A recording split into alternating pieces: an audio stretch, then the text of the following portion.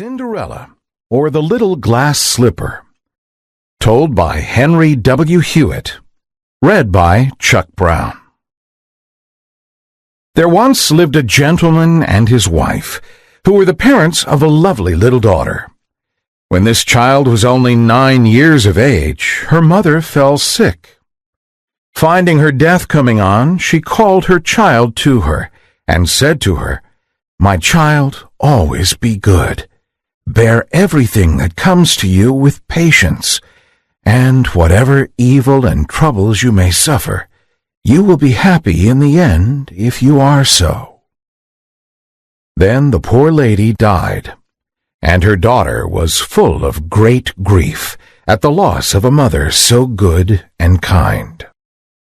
The father, too, was unhappy, but he sought to get rid of his sorrow by marrying another wife, and he looked out for some prudent lady who might be a second mother to his child and a companion to himself.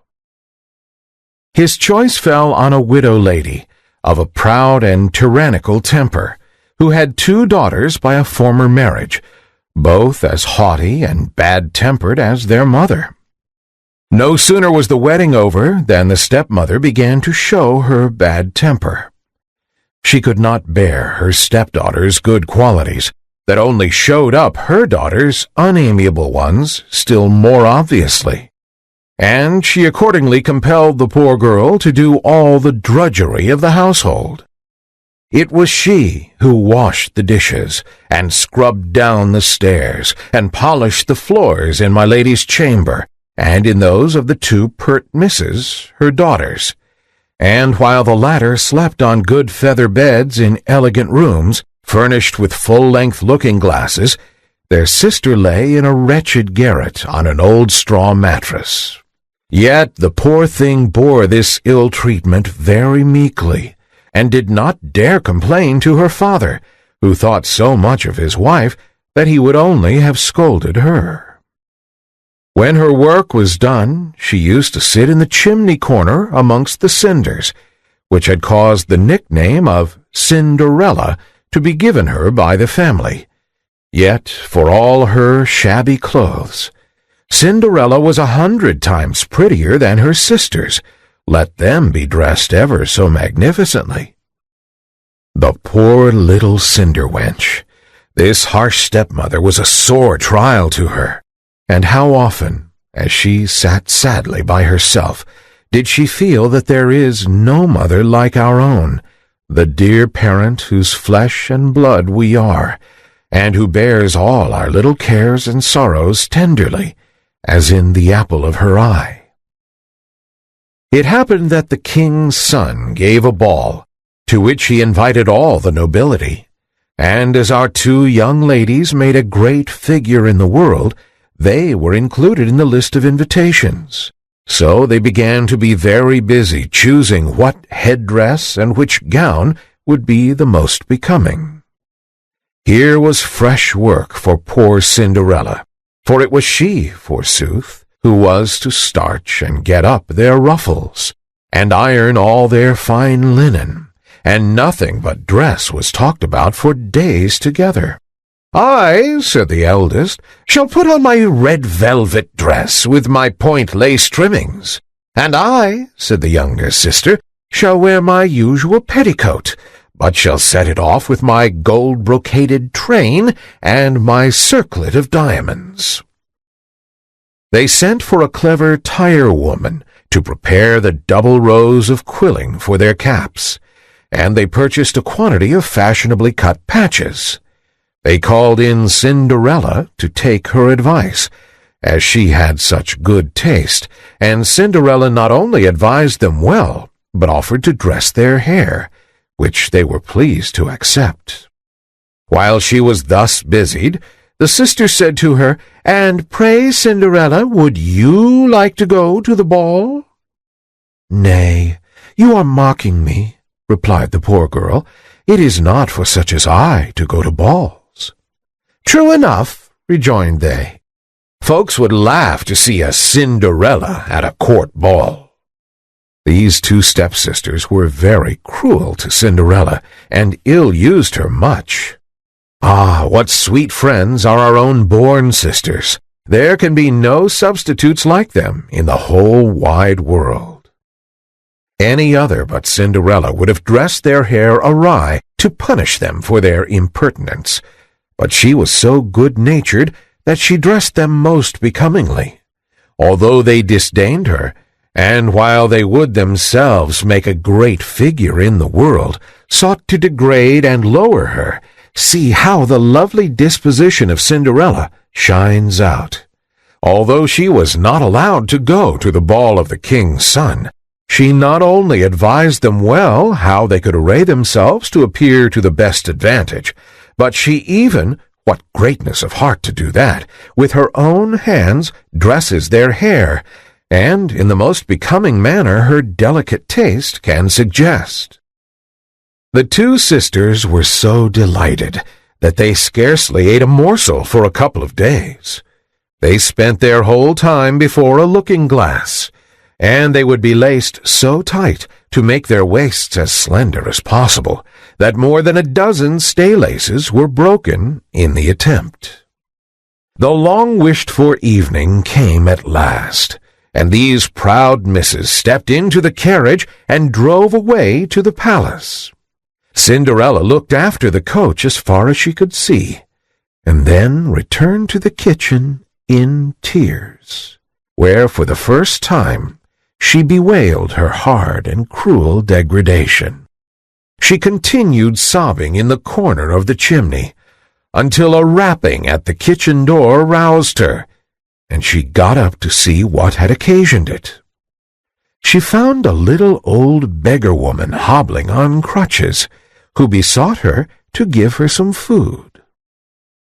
"I have only part of my own supper for you, Goody, which is no better than a dry crust. But if you like to step in and warm yourself, you can do so, and welcome." "Thank you, my dear," said the old woman in a feeble, croaking voice. She then hobbled in and took her seat by the fire. "Hey, dearie me, what are all these tears, my child?" said the old woman. And then Cinderella told the old woman all her griefs, how her sisters had gone to the ball, and how she wished to go too, but had no clothes or means to do so. "But you shall go, my darling," said the old woman, "or I am not Queen of the Fairies, or your godmother. Dry up your tears like a good goddaughter, and do as I bid you, and you shall have clothes and horses finer than anyone."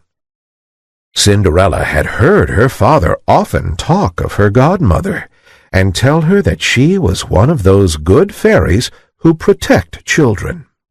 Her spirits revived, and she wiped away her tears. The fairy took Cinderella by the hand and said, "Now, my dear, go into the garden and fetch me a pumpkin."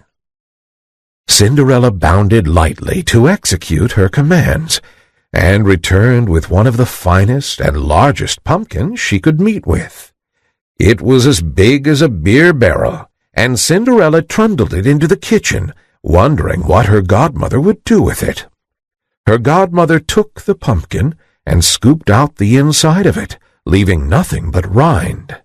She then struck it with her wand, and it instantly became one of the most elegant gilt carriages ever seen. She next sent Cinderella into the pantry for the mouse-trap, bidding her bring 6 little mice alive, which she would find in the trap. Cinderella hastened to the pantry, and there found the mice as the fairy had said, which she brought to the old lady, who told her to lift up the door of the trap but a little way and very gently, so that only one of the mice might go out at a time.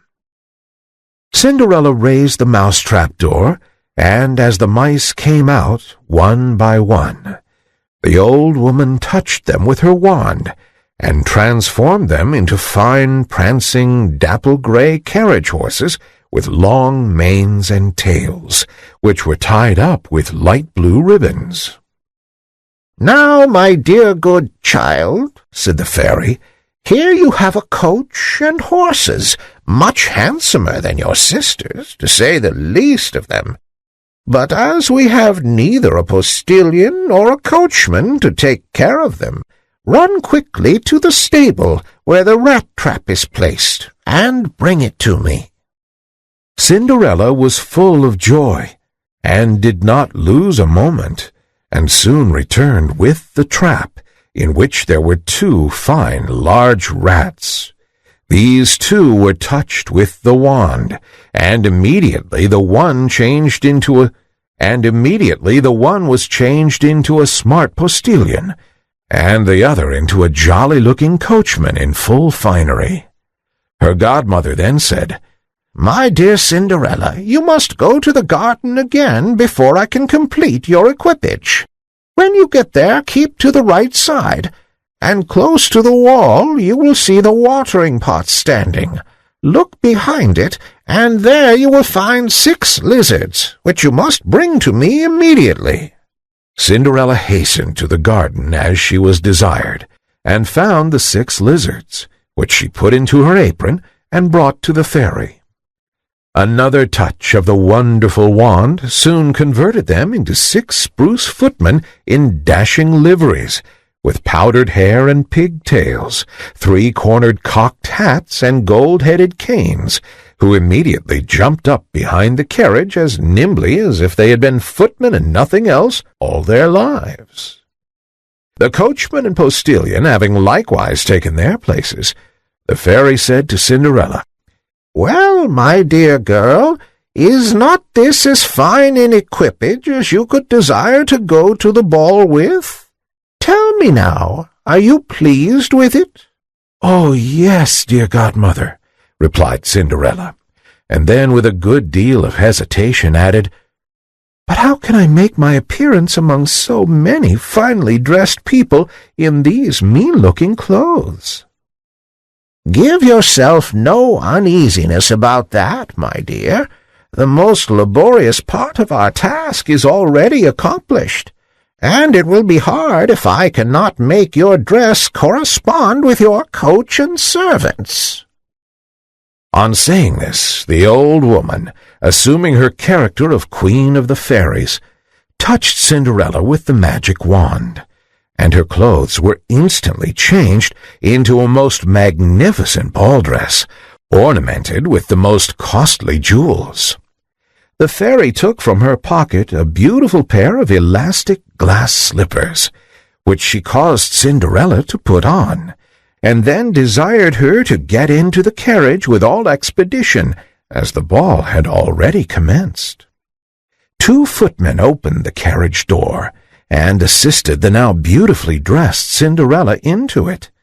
Her godmother, before she took leave, strictly charged her, on no account whatever, to stay at the ball after the clock had struck 12, and then added that if she stopped but a single moment beyond that time, her fine coach, horses, coachman, postilion, and footmen, and fine apparel, would all return to their original shapes of pumpkin, mice, rats, lizards, and mean-looking clothes. Cinderella promised faithfully to attend to everything that the fairy had mentioned, and then, quite overjoyed, gave the direction to the footman, who bawled out in a loud and commanding tone to the coachman, "To the royal palace!" The coachman touched his prancing horses lightly with his whip, and swiftly the carriage started off, and in a short time reached the palace. The arrival of so splendid an equipage as Cinderella's could not fail to attract general notice at the palace gates, and as it drove up to the marble portico, the servants in great numbers came out to see it. Information was quickly taken to the king's son that a beautiful young lady, evidently some princess, was in waiting. His Royal Highness hastened to the door, welcomed Cinderella, and handed her out of the carriage. He then led her gracefully into the ballroom, and introduced her to his father, the king. The moment she appeared, all conversation was hushed. The violins ceased playing, and the dancing stopped short, so great was the sensation produced by the stranger's beauty. A confused murmur of admiration fluttered through the crowd, and each was fain to exclaim, "How surpassingly lovely she is!" The ladies were all busy examining her headdress and her clothes, in order to get similar ones the very next day, if indeed they could meet with stuffs of such rich patterns, and find workwomen clever enough to make them up. What a lovely creature! So fair, so beautiful! What a handsome figure! How elegantly she is dressed! Even the prince's father, old as he was, could not behold her with indifference, but wiped his eyeglass, and used it very much, and said very often to the queen that he had never seen so sweet a being. The king's son handed Cinderella to one of the most distinguished seats on the dais at the top of the hall, and begged she would allow him to hand her some refreshments. Cinderella received them with great grace. When this was over, the prince requested to have the honor of dancing with her.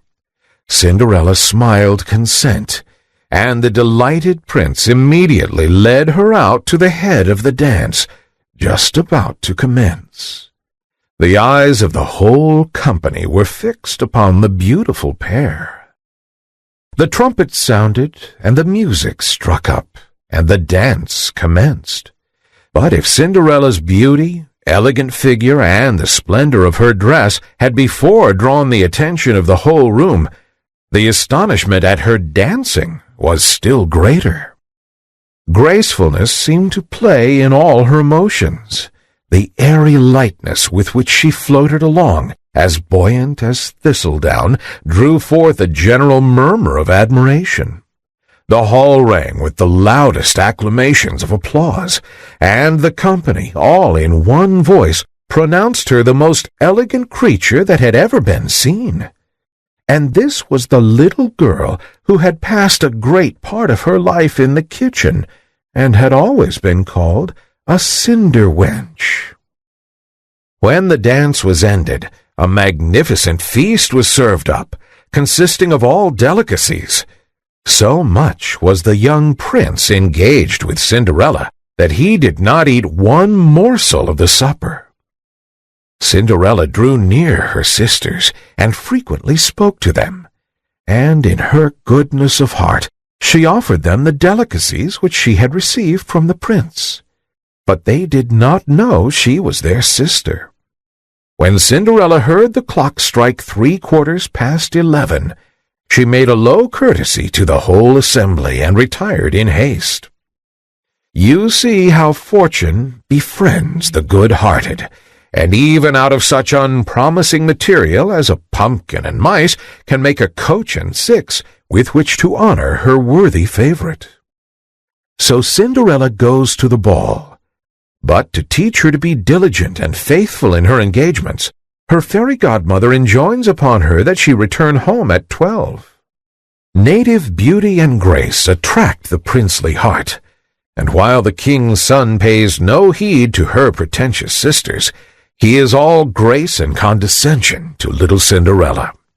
Obedient to her engagement with her godmother, she returns in all the splendor and honor of the coach and six. On returning home, she found her godmother, and after thanking her for the treat she had enjoyed, she ventured to express a wish to return to the ball on the following evening, as the prince had requested her to do. She was still relating to her godmother all that had happened at court, when her two sisters knocked at the door. Cinderella went and let them in, pretending to yawn and stretch herself and rub her eyes, and saying, "How late you are," just as if she was waked up out of a nap, though, truth to say, she had never felt less disposed to sleep in her life. "If you had been to the ball," said one of the sisters, "you would not have thought it late. There came the most beautiful princess ever seen, who loaded us with polite attentions, and gave us oranges and citrons." Cinderella could scarcely contain her delight, and inquired the name of the princess. But they replied that nobody knew her name, and that the king's son was in great trouble about her, and would give the world to know who she could be. "Is she, then, so very beautiful?" said Cinderella, smiling. "Oh, my, how I should like to see her! Oh, do, my Lady Javotte, lend me the yellow dress you wear every day, that I may go to the ball and have a peep at this wonderful princess." "A likely story indeed," cried Javotte, tossing her head disdainfully, "that I should lend my clothes to a dirty Cinderella like you." Cinderella expected to be refused, and was not sorry for it, as she would have been puzzled what to do had her sister really lent her the dress she begged to have. On the following evening the sisters again went to the court ball, and so did Cinderella, dressed even more magnificently than before. The king's son never left her side, and kept paying her the most flattering attentions. The young lady was nothing loath to listen to him, so it came to pass that she forgot her godmother's injunctions, and indeed lost her reckoning so completely that before she deemed it could be 11 o'clock, she was startled at hearing the first stroke of midnight. She rose hastily and flew away like a startled fawn. The prince attempted to follow her, but she was too swift for him. Only as she flew, she dropped one of her glass slippers, which he picked up very eagerly. Cinderella reached home quite out of breath, without either coach or footman, and with only her shabby clothes on her back. Nothing, in short, remained of her recent magnificence, save a little glass slipper, the fellow to the one she had lost. The sentinels at the palace gate were closely questioned as to whether they had not seen a princess coming out, but they answered they had seen no one except a shabbily dressed girl who appeared to be a peasant rather than a young lady. On this second night, as you have taken notice, dazzled by worldly show and the pleasing flattery of her royal lover, Cinderella overstays her time, and is compelled to make her way back to her father's house on foot and in rags. An everlasting lesson to all the pretty little Cinderellas in the world to keep their word, and to act in good faith by such as befriend them. Never mind, her heart is in the right place. She is a charming good creature, and although virtue goes home in rags, it will leave some token behind, some footprint by which it can be known and traced wherever it has once walked. We shall hear from that little lost glass slipper again. When the two sisters returned from the ball, Cinderella asked them whether they had been well entertained, and whether the beautiful lady was there. They replied that she was, but that she had run away as soon as midnight had struck, and so quickly as to drop one of her dainty glass slippers, which the king's son had picked up, and was looking at most fondly during the remainder of the ball. Indeed, it seemed beyond a doubt that he was deeply enamored of the beautiful creature to whom it belonged. They spoke truly enough, for a few days afterwards the king's son caused a proclamation to be made by sound of trumpet all over the kingdom, to the effect that he would marry her whose foot should be found to fit the slipper exactly. So the slipper was first tried on by all the princesses, then by all the duchesses, and next by all the persons belonging to the court, but in vain. It was then carried to the two sisters, who tried with all their might to force their feet into its delicate proportions, but with no better success. Cinderella, who was present and recognized her slipper, now laughed and said, "Suppose I were to try." Her sisters ridiculed such an idea, but the gentleman who was appointed to it was but fair she should do so, as he had orders to try it on every young maiden in the kingdom. Accordingly, having requested Cinderella to sit down, she no sooner put her little foot to the slipper than she drew it on, and it fitted like wax. The sisters were quite amazed, but their astonishment increased tenfold when Cinderella drew the fellow slipper out of her pocket and put it on. Her godmother then made her appearance, and having touched Cinderella's clothes with her wand, made them still more magnificent than those she had previously worn.